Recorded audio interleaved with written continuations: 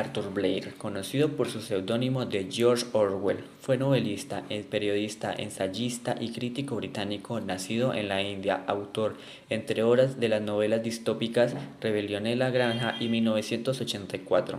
Nació el 25 de junio de 1903 y falleció el 21 de enero de 1950.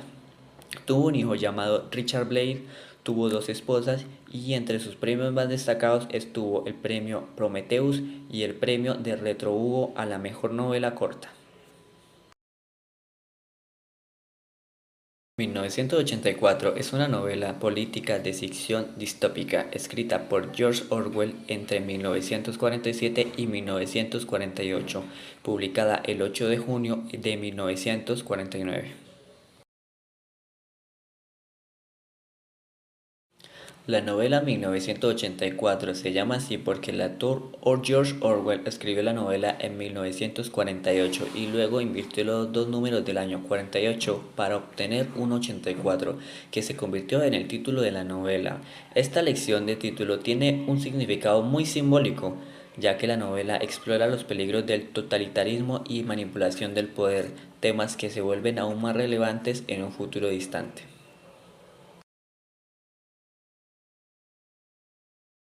La intención comunicativa de esta obra es advertir sobre los peligros del totalitarismo y la pérdida de la libertad individual en una sociedad controlada por un gobierno opresivo. La novela es una crítica a los regímenes del totalitarismo y una reflexión sobre la importancia de la libertad, la verdad y la individualidad.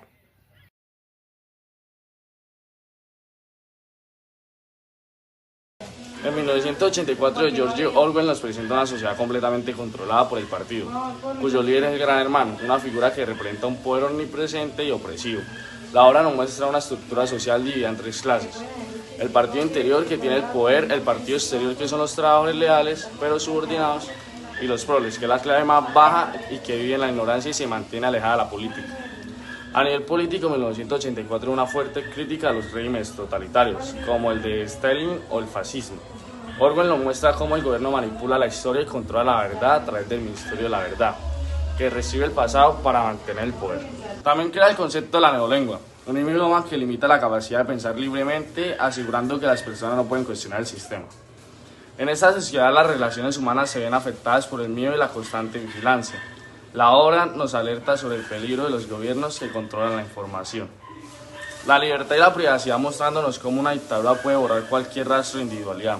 1984 no solo es una crítica a los abusos de poder en el pasado, sino una advertencia sobre los peligros de la opresión y la pérdida de nuestra libertad personal. Personas principales. Winston Smith, quien es el protagonista. Él trabaja en el Ministerio de la Verdad. Se rebela contra el partido y busca la verdad.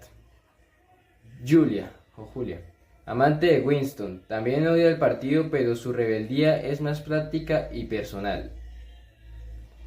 Vamos con O'Brien, miembro del partido interior. Engaña a Winston, haciéndole creer que es parte de la hermandad. Beat Brother, el supuesto líder del partido. Su imagen está en todas partes, aunque no sabe si realmente existe. Mr. Charrington, dueño de la tienda de antigüedades, finge ayudar a Winston y Julia, pero en realidad trabaja para la policía del pensamiento. Y Emmanuel Goldstein, enemigo público número 1 del partido y supuesto líder de la hermandad. Puede que no exista realmente, su libro inspira a los rebeldes.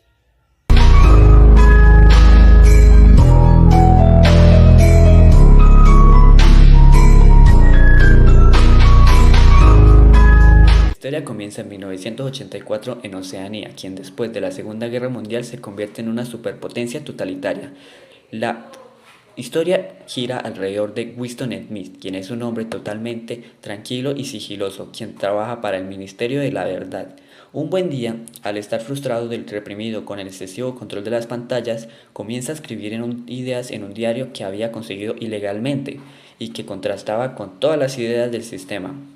El partido era ni más ni menos que el gobierno, quien controlaba todos los aspectos de la vida de los ciudadanos, lo cual conllevaba a tener una sociedad manipulada con la información del sistema, donde el gobierno filtraba y daba únicamente la versión de información, incluyendo la vigilancia masiva. Aquí es donde George Orwell acoge el término de Gran Hermano o Big Brother en inglés, porque tenían vigilados a todos los ciudadanos con lo que llamó telepantallas, que en este caso eran cámaras de videos en espacios públicos y privados. Entre muchas cosas que controlaban era el sexo y cualquier expresión de individualismo.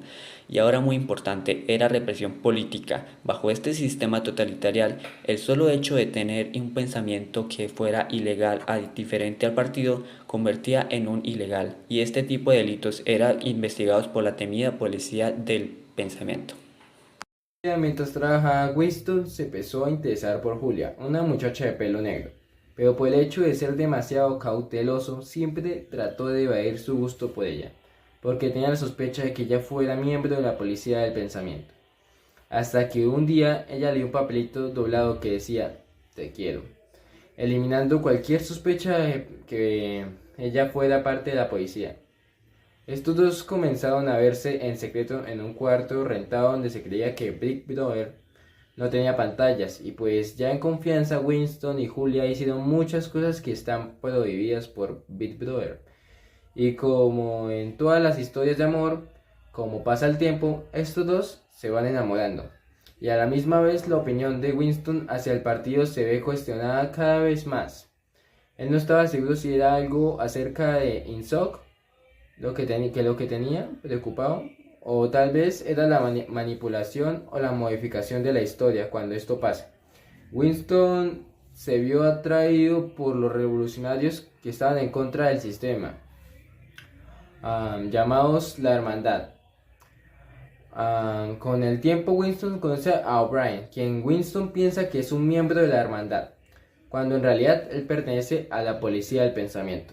O'Brien le da una copia de un libro, el cual es el manifiesto de los rebeldes, que contiene el cómo y el porqué del movimiento. Un buen día, durante la noche y mientras él leía el manifiesto de los revolucionarios, la policía del pensamiento rodeó su departamento y Julia y Winston caen presos. Pero Brian no era una santa palomita, ni le tenían piedad a los disdecentes, y tenía preparadas las peores torturas parecidas a las de Santa Inquisición para todos aquellos que se atrevieran a retar al sistema. Meses más tarde, Winston es enviado a la habitación 101, donde los detenidos deben enfrentarse a sus peores miedos. En su caso, son las ratas. No podía haber otra cosa peor tras imaginarse a un montón de ratas moviéndole la cara. Él empieza a gritar: ¡Hacelo a Julia! A mí no, por favor. Pero la tortura física y psicológica que le aplicaron para confesar sus crímenes no era suficiente para O'Brien. Lo que le seguía era eliminar a su mente todo pensamiento revolucionario. Una vez ya libre, parecía que Winston le habían robado el alma, y como consecuencia solo podía tener amor por el partido. De hecho, cuando él y Julia se reencuentran por casualidad, lo único que experimentan es indiferencia. Si nos fijamos bien en lo que Orwell trata de transmitirnos en este libro, es una advertencia más que una profecía. Él había sido testigo de los gobiernos totalitarios de la Unión Soviética y de España, y quiso enfatizar este tipo de delitos a las violaciones de los derechos humanos que se vivían en la Unión Soviética de Stalin, donde el totalitarismo se caracterizaba por el terror, intimidación, represión, ineficiencia económica y mentiras, la cual es implementación del dogma ortodoxo. Lo cual es una similitud con la situación de Big Brother en esta novela política, donde se limitan los derechos de los ciudadanos para controlarlos. Pero veamos de cerca cuáles eran las formas de manipulación utilizadas por el partido. Si nos fijamos bien, en este libro existen dos tipos de propaganda. El primer tipo de propaganda es aquella que se dedica a cambiar la verdad, a lo que Orwell le llama doble pensar o double thinking en inglés porque valga la redundancia. Esta técnica te hará pensar en dos sentidos a la misma vez. Y la segunda forma de propaganda es el miedo. Esta manera de propiedad del doble pensar es vista con mucha frecuencia durante toda la novela, con el eslogan del partido que dice la guerra es paz. La libertad es la esclavitud, la ignorancia es la fuerza. Este eslogan es utilizado para hacer creer a los ciudadanos que lo que ellos quieren o deseen ya lo tienen. Como consecuencia, querer algo más o hacer algo diferente a lo que el partido quiere solo los hará infelices. Y es por eso que nadie se atreve a hacer una rebelión, porque los hicieron creer que la manera de gobernar el partido es la mejor. Por otro lado, el eslogan, el gran hermano te vigila, que es utilizado en cartelones que se encuentran colgados en todos lados. Esa es la propaganda que el partido ejerce a sus ciudadanos, enfatizando y recordándoles que no existen la privacidad y que los están observando en cada momento. Pero al mismo tiempo el partido se excusa diciendo a sus ciudadanos que bajo la vigilancia que ejerce el Gran Hermano, todos están protegidos y seguros.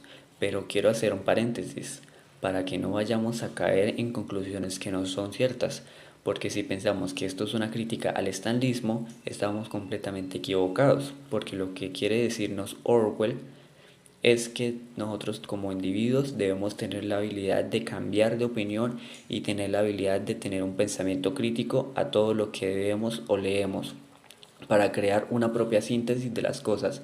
De otra manera nos convertiremos en unos robots del sistema, y esto fue 1984 de George Orwell. Críticas.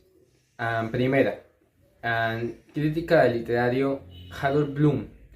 Destacó que 1984 es una de las advertencias más profundas contra el totalitarismo.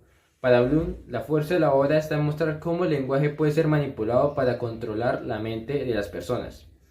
En segundo lugar, el escritor y crítico Lionel Trilling afirmó que Orwell no solo escribió una fábula política, sino una obra de arte que toca lo más profundo de la naturaleza humana.